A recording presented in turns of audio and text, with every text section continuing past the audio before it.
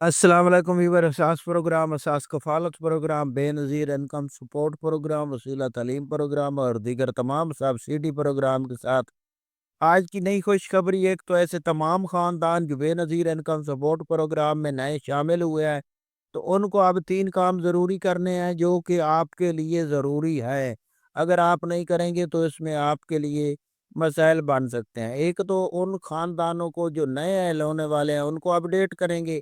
13,500 کی قسط لینے والے نئے اور پرانے خاندان ان کو اپڈیٹ کیا جائے گا، اور اس کے ساتھ آپ کو یہ بھی اپڈیٹ کریں گے کہ 5,000 روپے یا اس سے پہلے جانچ پڑتال میں رہنے والے خاندان ان کے حوالے سے اپڈیٹ کیا جائے گا۔ اس سے پہلے گزارش ہے چینل سبسکرائب کریں، لائک کریں، ویڈیو مکمل دیکھیں اور اپنے دوستوں عزیزوں کو شیئر کیا کریں۔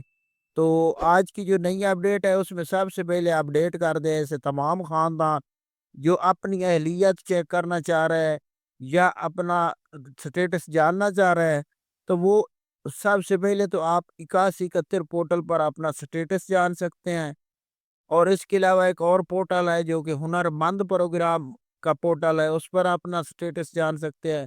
8171 پورٹل پر جو آپ سٹیٹس جانیں گے اس پر آپ کو یہ اپڈیٹ کیا جائے گا کہ آپ بے نظیر کفالت پروگرام کے لیے اہل ہیں یا نااہل ہیں۔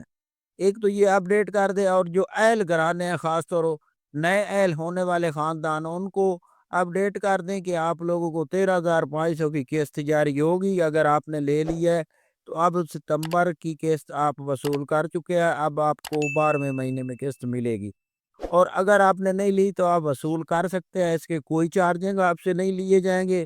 اگر کوئی خاندان کا کسی کا خاندان کو کوئی افیسر کہتا ہے کہ ہم نے آپ کو اہل کرایا ہے، آپ کو نااہل کر دیں گے، تو ایسا ہو نہیں سکتا۔ آپ کو اہل نااہل کرنا حکومت پاکستان بے نظیر انکم سپورٹ پروگرام کی یہ کنڈیشن ہے، اور اس میں آپ کو اب بچوں کا اندراج کرانا ضروری ہوگا۔ اگر آپ کے جو بچے ہیں جو آپ نے بے فارم دفتر میں جمع کرائے تھے ان کا اب اس کے ساتھ یہ تعلق نہیں ہے کہ آپ کے بچے اندراج ہو گئے، اب آپ کو بچوں کے اندراج کے لیے اپنے نزدیکی سکول کے ماسٹر کے پاس جا کر ان کو پرچی پر اپنی یہ سلپ جمع کرانی ہوگی جتنے بچے آپ کے تعلیم حاصل کر رہے ہیں۔ یہ آپ کے لیے بہت ضروری ہے، اگر آپ یہ نہیں کریں گے تو آپ کے بچوں کا اندراج نہیں ہوگا۔ نشو و نما کے لیے آپ کو نزدیکی ہاسپٹل میں جا کر اندراج بچوں کا کرانا ہوگا، جو نکے بچے 2 سال سے کم عمر والے ہیں۔